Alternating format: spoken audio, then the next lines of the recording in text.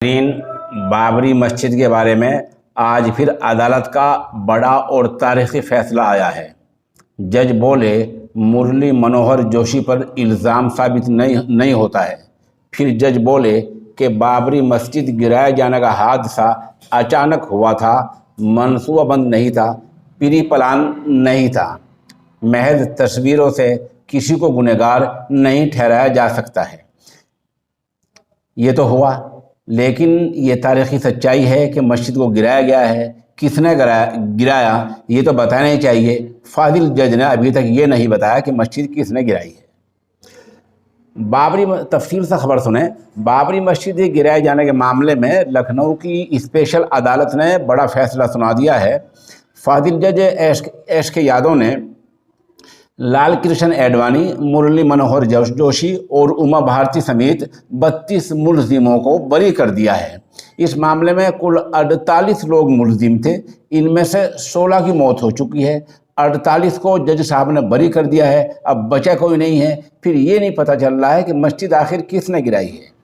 जज साहब ने फैसले में लिखा कि यह हादसा मनसूबाबंद नहीं था, बल्कि सब कुछ अचानक हुआ था। मुलजिमों के खिलाफ कोई सबूत नहीं मिला है। ध्यान रहे कि इन जज साहब की मुद्दत का यह आखिरी फैसला है।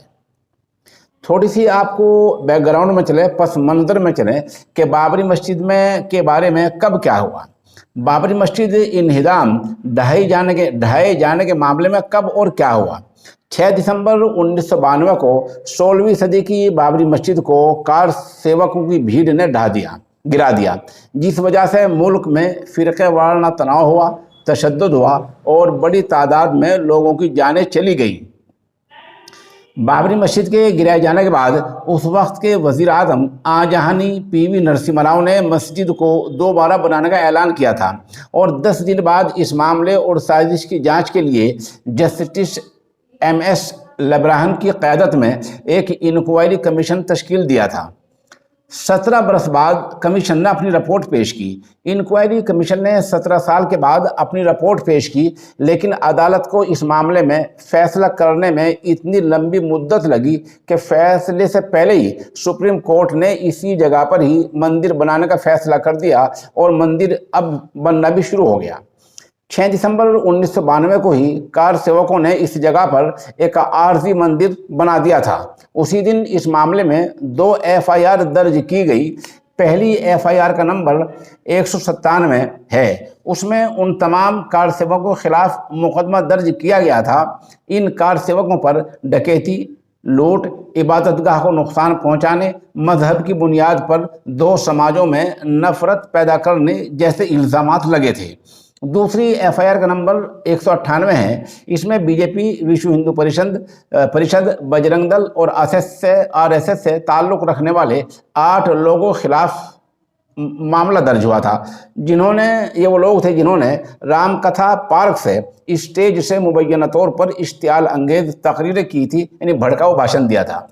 FIR में BJP leader LK Advani, VHP के general secretary Ashok Singhal, Bajrang Dal leader Vinay Katiyar, Uma Bharti, Sadhvi रीतम्बरा, Murli Manohar Joshi, Giriraj Kishore और विष्णु हरि डालमिया को शामिल किया गया था।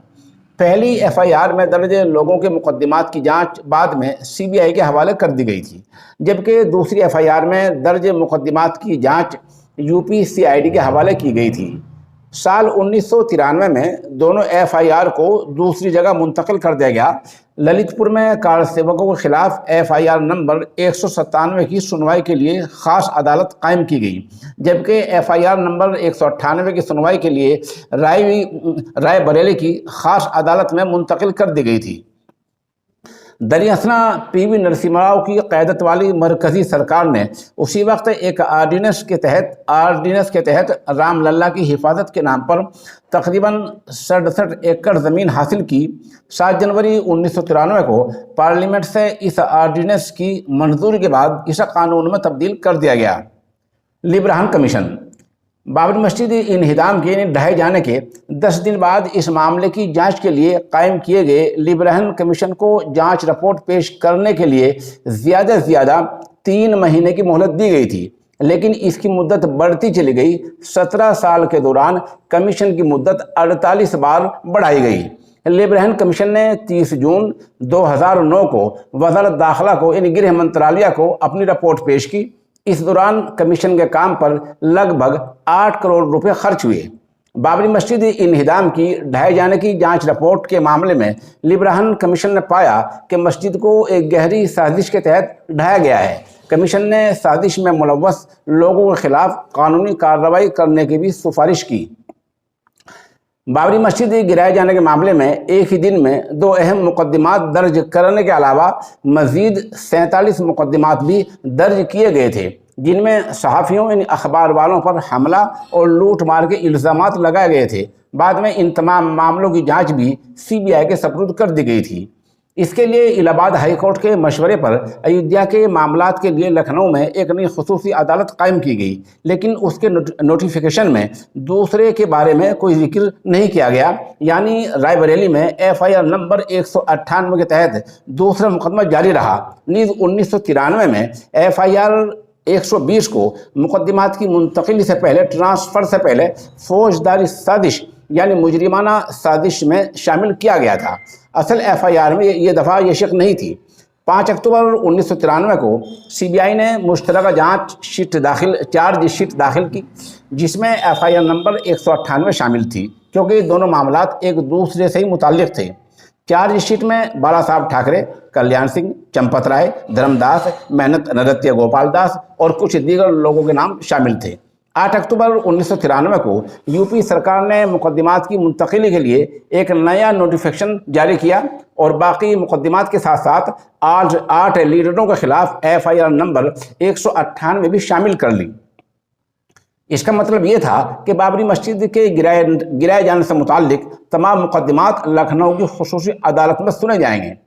1996 में लखनऊ की खुसूसी अदालत ने तमाम मामलात में मुजरिमाना साजिश की एक शिक शामिल करने का हुक्म दिया। इस मामले में CBI एक ज़िमनी चार्ज शीट दायर करती है, जिसकी बुनियाद पर अदालत इस नतीजे पर पहुंचती है कि LK एडवाणी समेत तमाम लीडरों के खिलाफ मुजरिमाना साजिश के इल्ज़ामात साबित करने के लिए काफ़ी सबूत मौजूद हैं।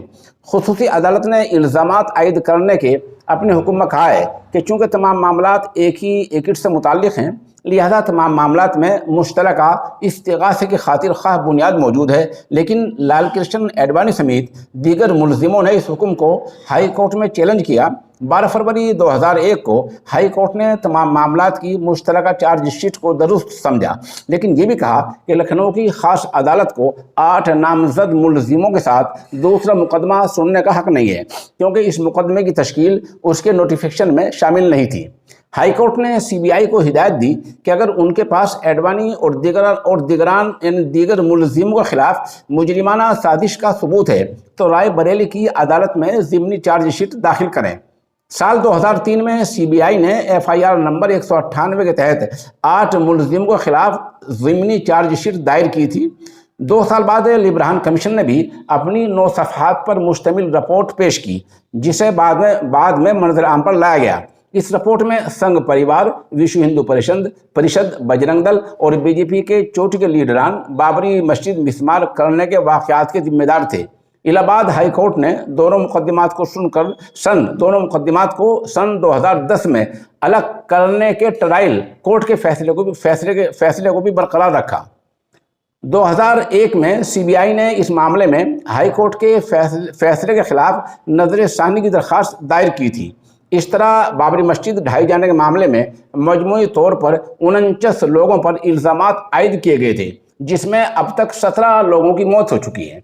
CBI ने बाकी बच जाने वालों से तफ्तीश जांच मुकम्मल कर ली है। इन लोगों में LK एडवाणी, मुरली मनोहर जोशी, विनय कटियार, उमा भारती, कल्याण सिंह, रामविलास वेदांती, साध्वी रीतम्बरा, चंपत राय, नृत्य गोपाल दास शामिल हैं। ये बहरहाल मामले का बैकग्राउंड है, पस मंज़र है, लेकिन इन तमाम रिपोर्टों को और इन तमाम बातों के बरखिलाफ बरस जाकर आज फादिल जज साहिबान ने कहा कि बाबरी मस्जिद का गिराया जाना अचानक हुआ था, कोई मनसूबाबंद प्री प्लान मामला नहीं था। इसी तरह फादिल जज ने अपने फैसले में लिखा कि मुरली मनोहर जोशी, लाल कृष्ण एडवाणी समेत 32 मुलजिमों को बरी किया जाता है, क्योंकि इन पर कोई इल्ज़ाम साबित नहीं होता है। और महज फैसले में ये भी लिखा कि महज तस्वीरें दिखाकर तस्वीरों की बुनियाद पर किसी को मुलजिम करार नहीं दिया जा सकता है।